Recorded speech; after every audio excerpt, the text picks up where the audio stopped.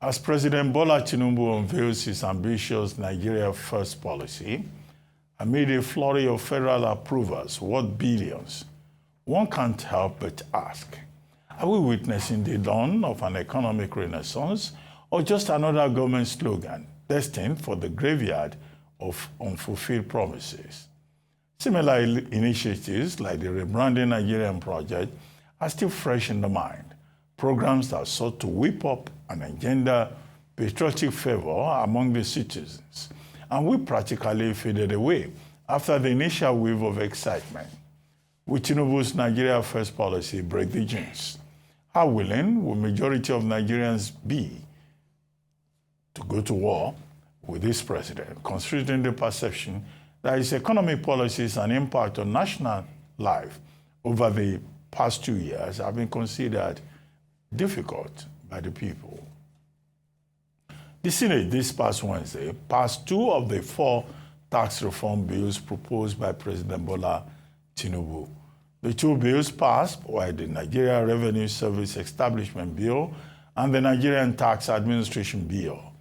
The bills were passed after the senators reviewed the report of an ad hoc committee chaired by the Niger East Senator Sani Musa. The committee was constituted to address controversies and disputes surrounding the proposed reforms. Senate President Godswill Akpabio announced passage of the bills after a majority of the senators supported it through a voice vote. The Lagos state government has criticized landlords and property agents who are exploiting residents by imposing unjustifiable increases in house rent. Against that backdrop, the state government has pledged to take action to protect tenants from these exploitative practices. Special advisor on housing to Lagos State Real Estate Regulatory Authority, Barakat Bakari, also clarified the distinct roles of house agents and lawyers in rental matters, emphasizing the limitations of legal practitioners in real estate and house rental transactions. According to him, the Lagos State tenancy law is currently under review. Johnson Chukwu is an economist, financial analyst, and managing director of Cowrie Asset Management Company Limited. He joins me now for an overview of those stories. Good afternoon. Hi, Chief. Good to have you again on this day live. Thank you, Your Excellency, Dr. Ruben Abati, for having me. You're laughing. You've forgotten Your Excellency. A failed one. Yeah. We lost the election, but don't worry. You know, it may be preparation for bigger things. Well, once you pick a nomination form in Nigeria, you become His Excellency, and you continue to bear that to the end of your life. I know. Anyway, let's start. Where do we start from? Let's start with the Nigeria First policy. Some people have made the comment that President Tinubu is trying to imitate President Donald Trump of the United States, where you have America first. And now we are also in Nigeria talking about Nigeria first to promote growth, to create jobs and opportunities for our people, and to promote national dignity, national pride. But we've seen this before. Made in Nigeria goods. Nigeria, great nation, whatever. Good people, great nation. But good people, great all nation. of that didn't work in the past.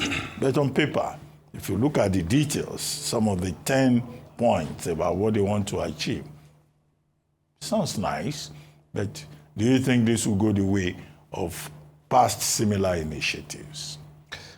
Well, Dr. Ruben, I think it will be too early for one to say that it will go the way of the past initiatives. But what I will only expect the government to do is that they need to be more details. Intention is not enough. Like you rightly said, we have had intentions from the beginning of the creation of this country, or from our independence era till now, of very altruistic motives to indigenize production in the country, to make Nigeria a productive economy, and to patronize what is made in Nigeria. I remember during Babangida's era, there was a time the flavor was so much that the Nigerian textile fashion industry came up very strongly. If you remember in the in those early 90s, when Babangida was the president of this country, he really pushed for patronage of Nigerian textiles, and his wife was wearing those things. So the first thing you have to look at, the leadership must live its intention. That's the starting point. You must walk their talk. So beyond that, we also have to develop well-detailed strategy on how to achieve bad made in Nigeria, or buy Nigeria, or Nigeria first, whatever we call it. The reality is that today we don't have the productive capacity to produce most items we consume here locally.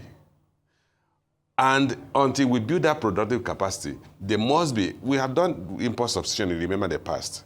Nigeria's government in the past had promoted import substitution where we said, look, buy Nigerian goods in place of foreign goods. But for you to promote import substitution, which is what all the policies are about, Nigeria first, we must have those local substitutes. Unfortunately, we're moving toward an industrialized country in the 80s, late 70s, 80s. We have completely lost that. So we need to start afresh. Until we build the industrial base, until we build the productive capacity, it will be all about sloganeering. Because if you tell me just in today, you love Nigeria so much, you need to go and wear Nigerian wristwatches. There is no watch is made in Nigeria today. If you ask me today, Johnson, you love Nigeria so much, you are so patriotic, you need to wear Nigerian-made eyeglasses. None is made today. But if you have substitutes, then it becomes easy for me to say, I have a choice to make. As it stands today, the focus of the government should be, how do we develop an economy that is productive, starting from focal areas, and I emphasize focal areas where we have relative capacity to build up productive capacity. You can't produce everything at the same time, but let's start from focal area. We've done that in cement. It had become a successful policy. We can domesticate several other sectors, but we must do them in phases. It's not about sloganeering. Okay, I get your point. I mean, some other people have argued that we can't even produce ordinary toothpick in this country. Issues about infrastructure, issues about power supply, and all of that. But you made a point, which sounds like an echo to me, that the leaders themselves must show the example. Now, the presidential candidate of the PDP in the 2023 election said, President Tinubu, you should start with him. I think there was a slogan under the Buhari administration, change begins with me. Me, yeah. So, and, you know, former Vice President Atiku Abubakar was saying, basically, that President Tinubu should start by dropping his Escalade and start riding innocent vehicles. And maybe the official dressing in Nigeria should be local fabric. After all, we still produce Ishiagu. Yeah. There's a community in the East where they produce Ishiagu, and they are still doing it tomorrow. And they have Akwete in Abia State. Akwete in Abia State. In the West, in Abeokuta, they produce Adire. So if you could speak to this issue about leadership by example. Yeah, that's probably one of the core setbacks we've had as a country. Because the truth is that leaders must lead from the front. If you ask your citizens to follow a particular route, and you are not there to lead from the front, they are not likely, your words sound hollow and become difficult to implement. Take, for instance, what we're discussing now. We have some sectors of the economy where Nigeria may not have the best product, but we have substitute products. We talk of what we wear. What I'm wearing today is made locally. The textile, the material may have been imported, but it was sewn locally. So by wearing that, you are actually selling it. And Nigeria have been able to export our kaftan today. You go anywhere in the world and wear it. So that's the starting point. Then you look at the issue of innocent motors. I know, for instance, Dr. Leslie of Abia State uses innocent vehicles as official vehicles. You can actually ask innocent, which is what happens in America, to produce to certain specifications for the president, including armoring. That is what Americans do. The American president's vehicle is not the run-of-the-mill vehicle. It's not from the pack. It is produced specially by the U.S. Vehicle manufacturing outfits. So we can also do the same thing, and the president can lead from the front. But that is just an infinitesimal part of the problem. The bigger problem is that do we even have the productive base? And I keep using the instance of cement. Dr. Albert, you remember, I'm sure you will remember there was a time we called what they call cement Amanda. Is it Amanda? Cement Amanda. And it was because the Apapa port was completely locked down by cement importation. And no other goods could come in because the cement consignment had come in ahead of other consignments. And the government had to set up task forces get people to come and evacuate the cement.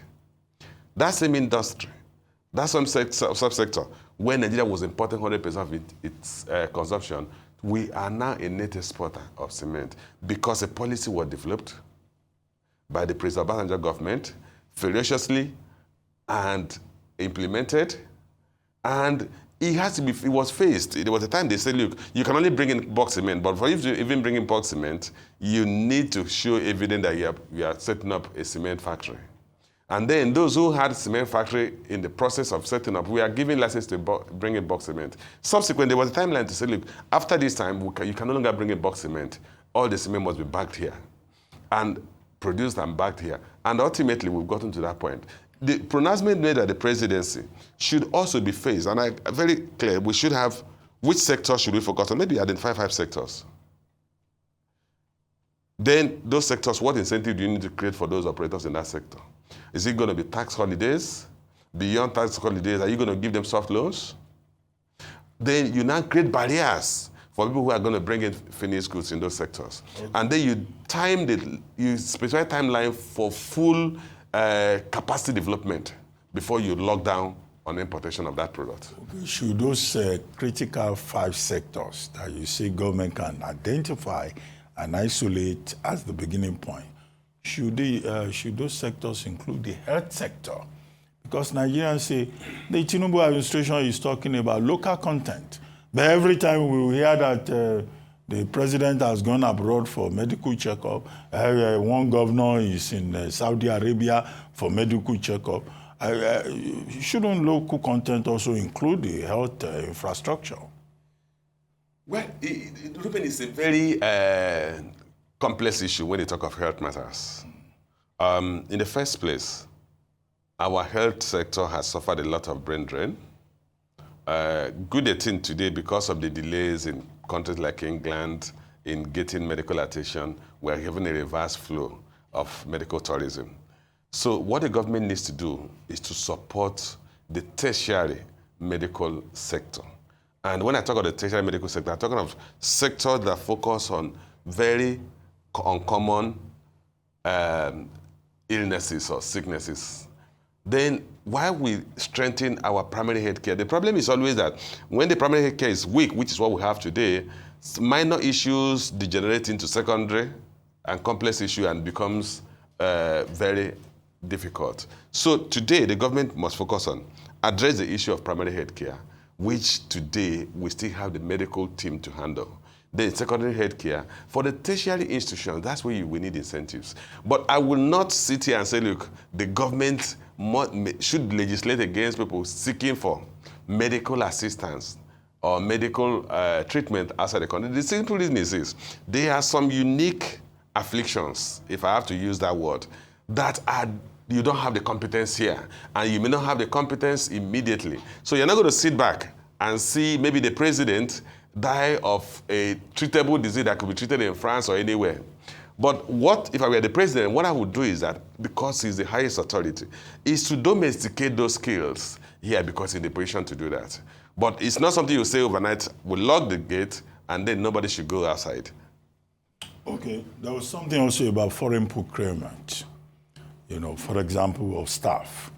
Some of these foreign companies that do business in Nigeria, they bring something as ordinary as clerks, cashiers from their countries, when it is clear that there are Nigerians who can do clerical work. There are Nigerians who can be cashiers.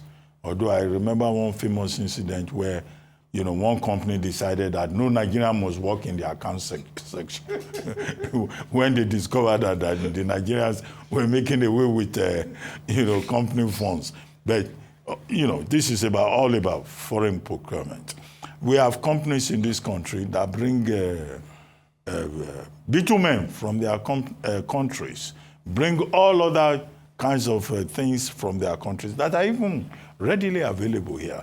Do you think we have the system in place to enforce that? I know BPP, the Bureau of Public Procurement, has been given marching orders about procurement, the issuance of certificates of no objection. But how about the Nigerian factor? It's one thing for government to arrive at a policy. It's for another thing for these our people to obey the What are you saying about people? Our people are not good people. We are good people. No, I'm not using such absolute terms. You know our people.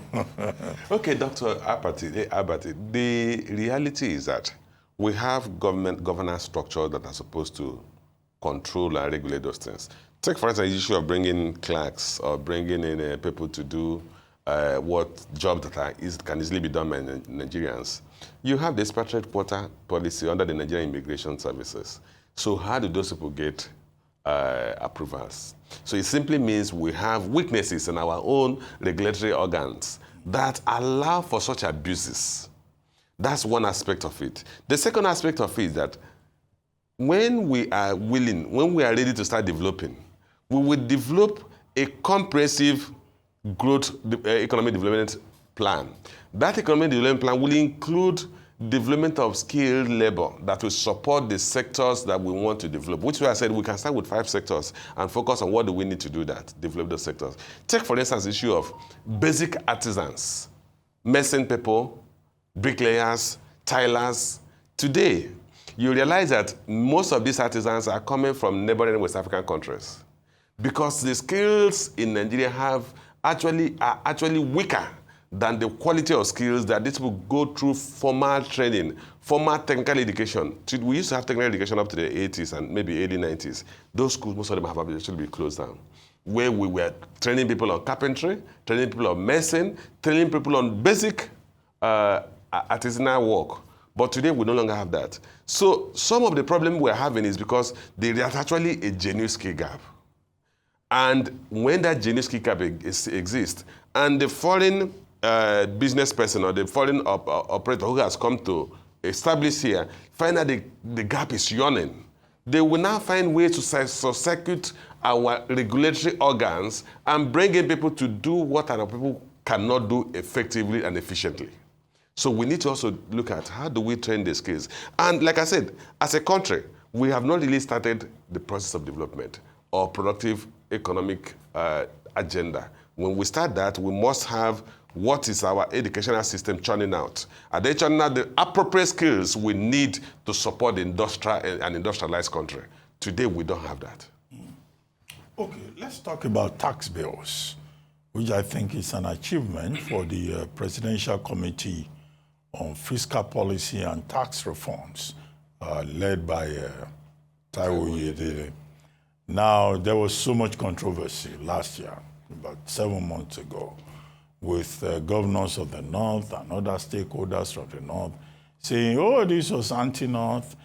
These bills had been made to favor Lagos State and all of that. But, you know, Mr. Taiwo Oyedele was on this station, and he repeatedly said that, in fact, not only governors were consulted, traditional rulers, religious leaders were consulted, and that even the governors were the ones trying to avoid consultations with the committee. But whatever, trick or method or diplomatic, solution they applied, I've not heard anybody complaining. Now, since the House of Reps approved the 4 policies, I think on March 18, and then a few days ago, the Senate took a decision and approved, endorsed the remaining 2 policies, the Revenue Service Bill and the Tax Revenue Service Bill and the Nigerian Tax Administration Bill. It now remains for the 2 committees, the whole House, to meet and take a decision. First, let us deal with this development before we look at the details.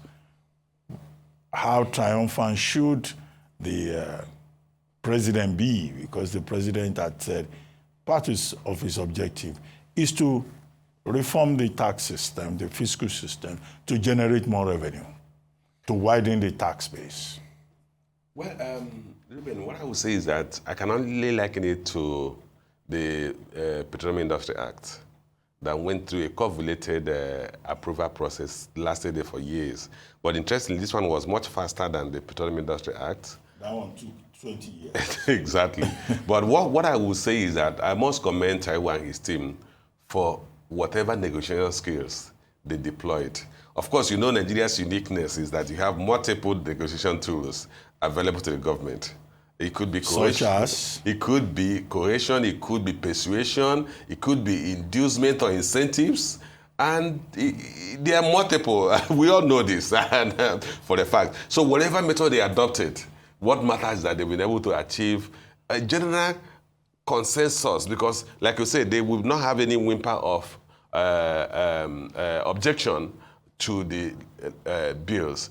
The second factor, we must also give them credit that they also pulled back and listened to some of the very strong positions against the bills, including the issue of value-added tax, including the issue of revenue allocation. Those factors help toll the opposition or calm down the very tense opposition to the bills. So I think somehow they were able to modify the bills, including what National Assembly members did, to make it amenable to even those who were strongly opposed to it. So that's why I said, look, that part of that negotiation could be including a give and take approach to say, look, we can modify this to accommodate everybody's interest or to calm down whatever opposition people had. So we must give them credit for that. Okay. One of the things we're told will happen shortly will be for both houses, the committee of the whole, to come together and try to look at differences. I don't know whether you have seen those bills as passed by the House and as passed by the Senate. What are those likely areas of difference that you think will form the subject of the negotiation between both chambers? No, personally, I've not seen the individual bills passed by the different entities. But what I saw was the initial bill that was sent to the National Assembly created a lot of pushback.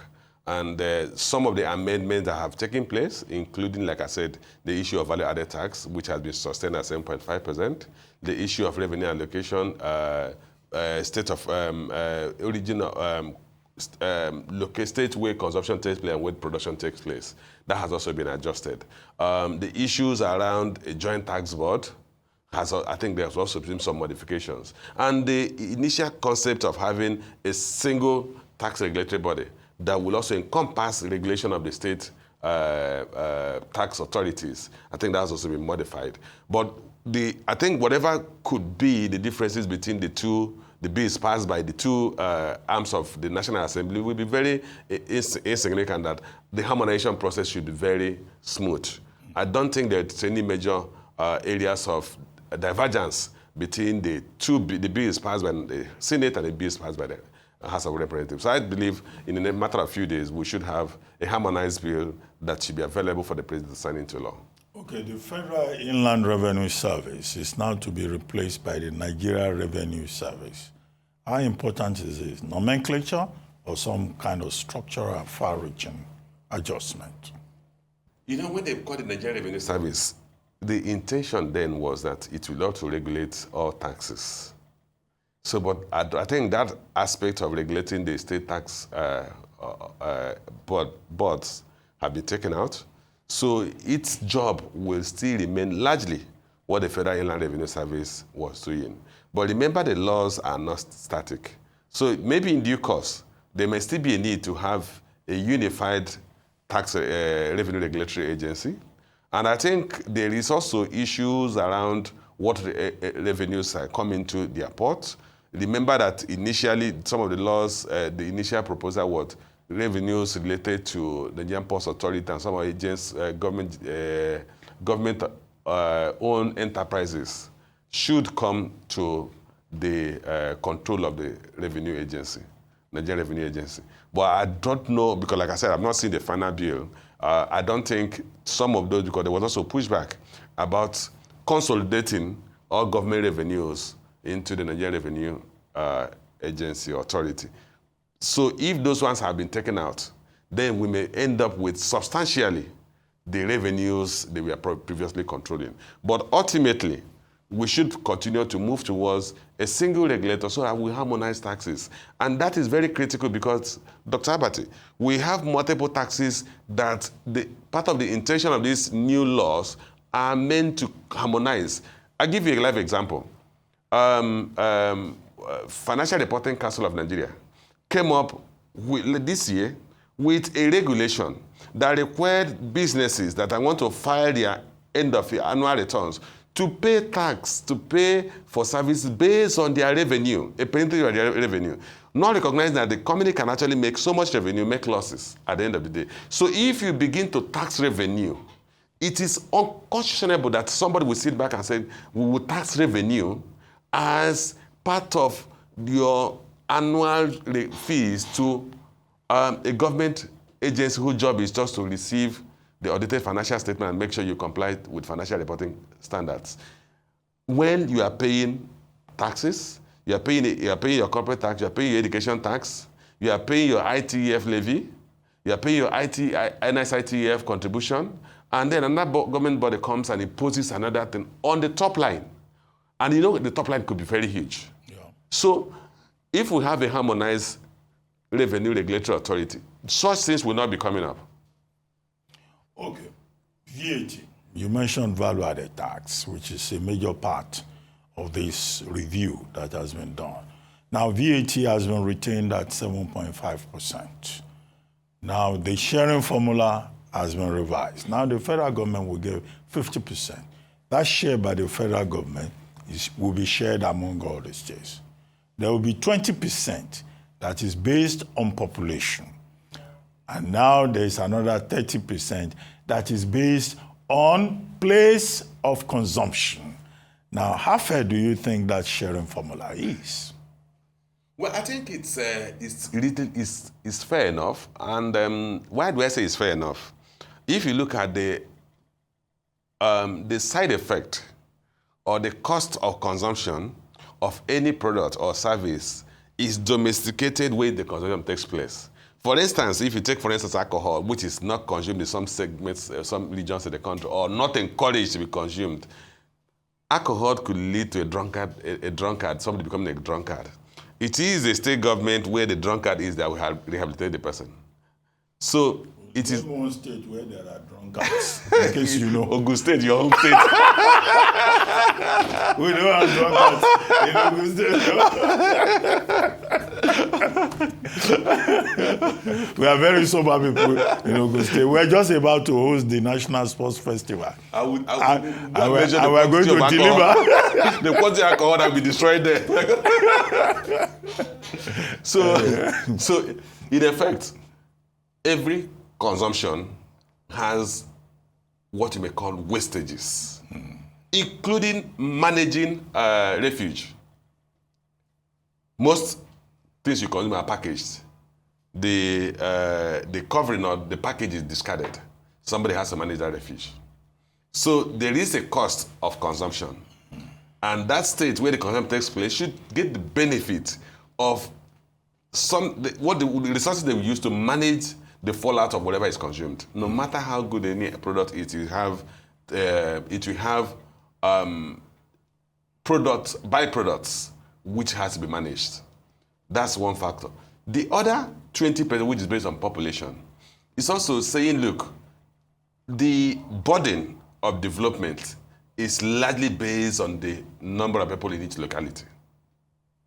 The burden of providing services to the citizens is based on the number of people in each locality. Except that Nigeria's population figures are very contentious. Yeah, but Ruben, the day we are ready to have, some of the things we are doing today, because we have just decided to play the ostrich, put our heads under the sand, and while the world is developing, we ignore it. Today, if you go to, I'm sure when I came in here, some of your people were watching Premier League.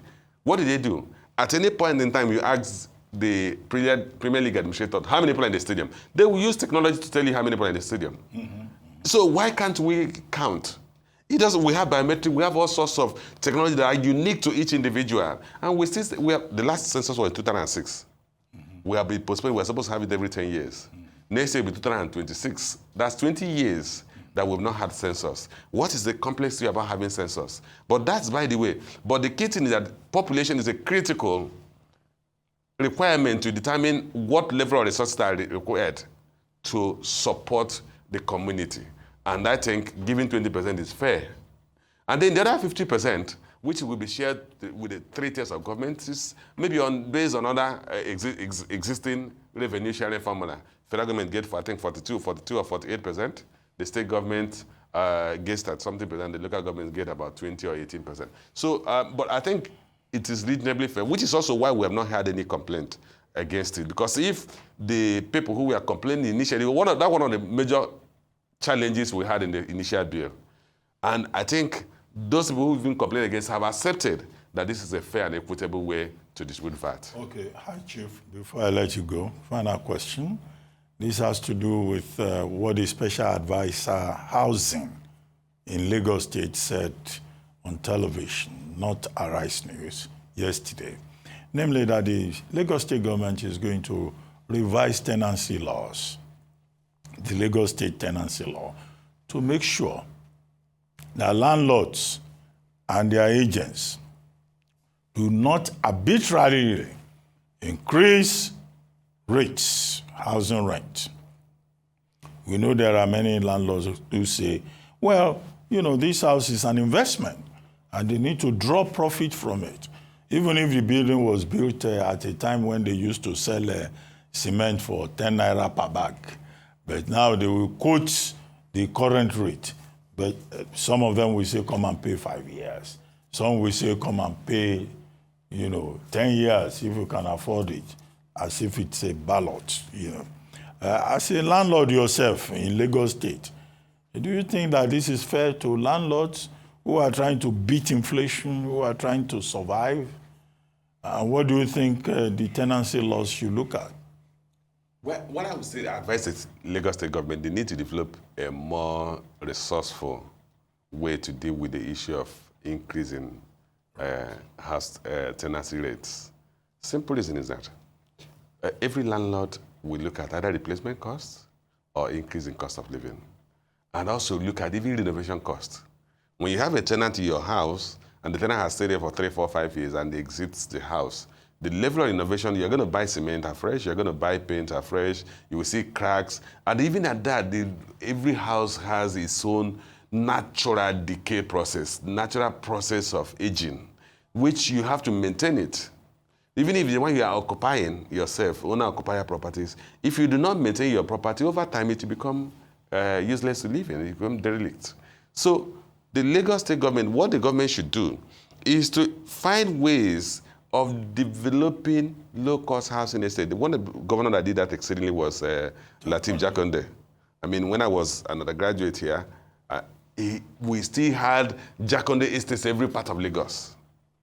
So that way, he was able to provide low-cost houses to people who could not afford to stay in individually rented apartments.